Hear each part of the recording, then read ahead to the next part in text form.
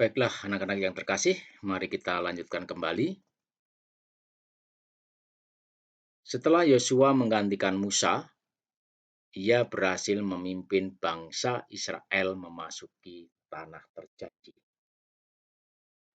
2 abad kemudian, tampillah Daud. Ia dipilih dan diurapi Allah menjadi Raja Israel. Tahun 1000 sampai 970 sebelum Masehi. Dan menjadikan Yerusalem sebagai ibu kota. Karena kesetiaannya kepada Allah, maka Allah berkenan memberikan janjinya kepada Daud melalui Nabi Natan. Keluarga dan kerajaanmu akan kokoh untuk selama-lamanya di hadapanku. Tahtamu akan kokoh untuk selama-lamanya. Melalui janjinya ini, Allah menegaskan bahwa ia akan membangun suatu keluarga keturunan Daud yang akan menjadi tanda perjanjian dengannya untuk selama-lamanya. Nah, anak-anak yang terkasih, setelah Raja Daud,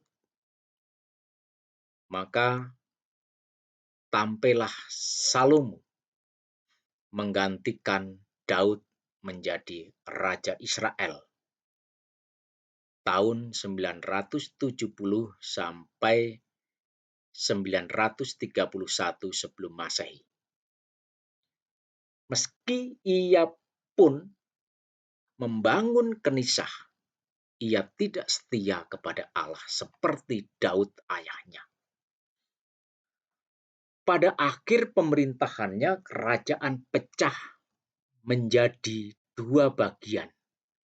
Kerajaan utara atau Israel dengan ibu kota Samaria, kerajaan selatan atau Yehuda dengan ibu kota Yerusalem. Kerajaan Israel dihancurkan oleh bangsa Asiria pada tahun 722 sebelum Masehi. Penduduknya dibuang ke Asiria dan mereka tidak pernah kembali. Anak-anak yang terkasih, kerajaan Yehuda dikalahkan oleh bangsa Babylon dan Yerusalem dihancurkan. Terjadi kira-kira pada tahun 586 sebelum Masehi. Akhirnya penduduknya dibuang ke Babylon. Masa pembuangan ini disebut pembuangan Babylon. Namun, mereka yang setia kepada Allah akan kembali ke negerinya. Allah telah menunjukkan kasih setianya. Selama masa perpecahan sampai sesudah pembuangan Babylon, Allah memanggil para nabi. Mereka menjadi saksi kehadiran Allah pada umat pilihannya.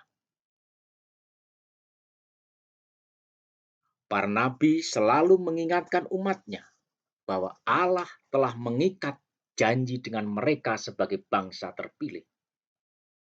Perjanjian selamanya antara Allah dengan Daud menjadi dasar bagi para nabi untuk menyampaikan warta harapan bahwa karya keselamatan Allah akan dinyatakan dalam diri Mesias, yaitu seorang tokoh yang akan lahir dari keturunan Daud.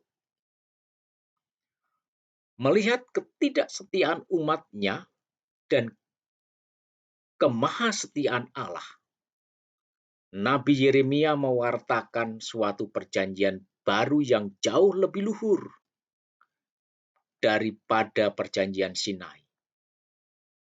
Sesungguhnya akan datang waktunya, demikianlah firman Tuhan, aku akan mengadakan perjanjian baru dengan kaum Israel dan kaum Yehuda, bukan seperti perjanjian yang telah kuadakan dengan nenek moyang mereka pada waktu aku memegang tangan mereka untuk membawa mereka keluar dari tanah Mesir. Perjanjianku itu telah mereka ingkari, meskipun aku menjadi Tuhan yang berkuasa atas mereka. Demikianlah firman Tuhan. Yeremia bab 31 ayat 31. Gambaran konkret mengenai Mesias dinubuatkan oleh Nabi Yesaya. Sesungguhnya seorang perempuan muda akan mengandung dan akan melahirkan seorang anak laki-laki, dan ia akan menamakan dia Immanuel. Immanuel artinya Allah menyertai kita. Ia juga disebut hamba Tuhan. Mengenai nasib tokoh tersebut, Nabi Yesaya menubuatkan, ia dihina,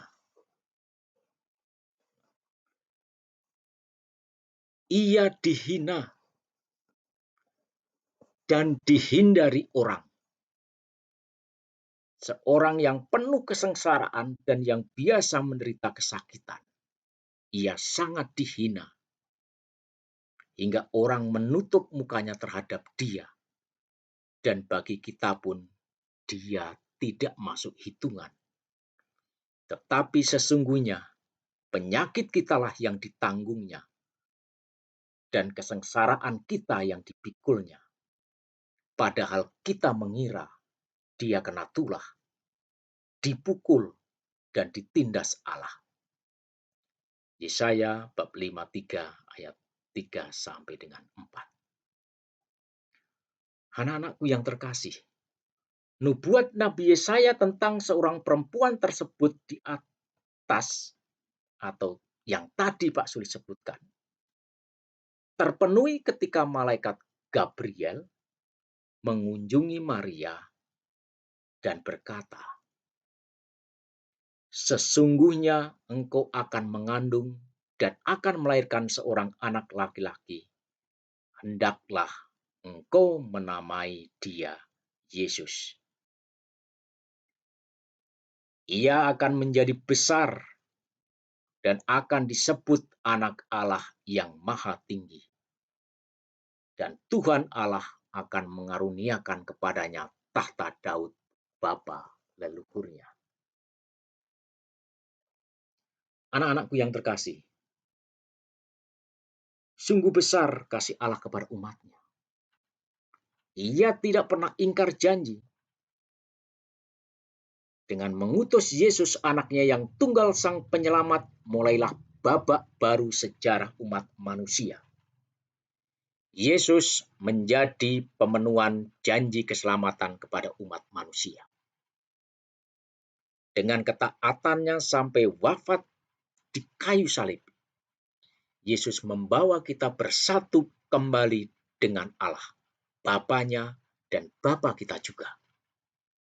Untuk menegaskan kasih setianya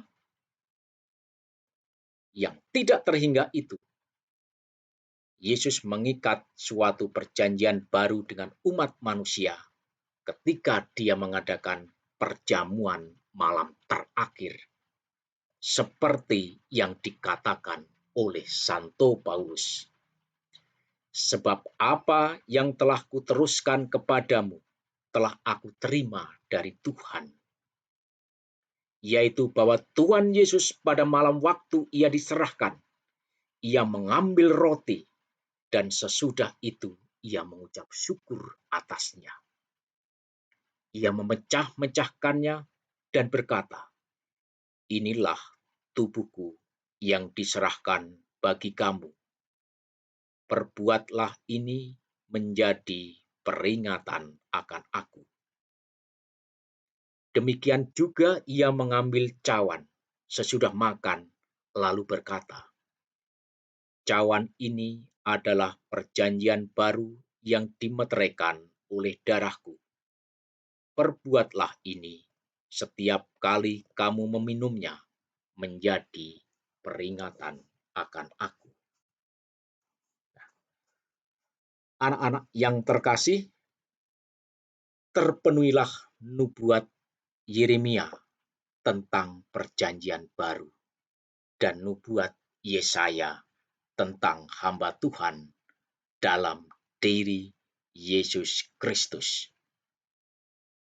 Perjanjian baru ini dimaksudkan untuk menjalin hubungan khusus antara Allah dan umat manusia dalam diri Yesus yang sekaligus memperbarui, membaharui, dan meningkatkan hubungan khusus yang dulu dijalin Allah dengan umat Israel yang tidak setia itu.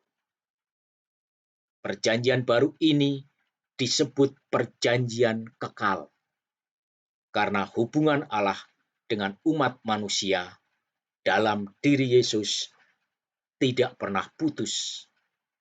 Allah setia akan janjinya. Demikianlah anak-anakku yang terkasih, tahap-tahap pemenuhan janji keselamatan Allah yang mencapai kepenuhan dan puncaknya dalam diri Yesus. Semoga apa yang Pak Sulis sampaikan ini bermanfaat bagi perkembangan pendewasaan iman kita. Tuhan memberkati. Salam.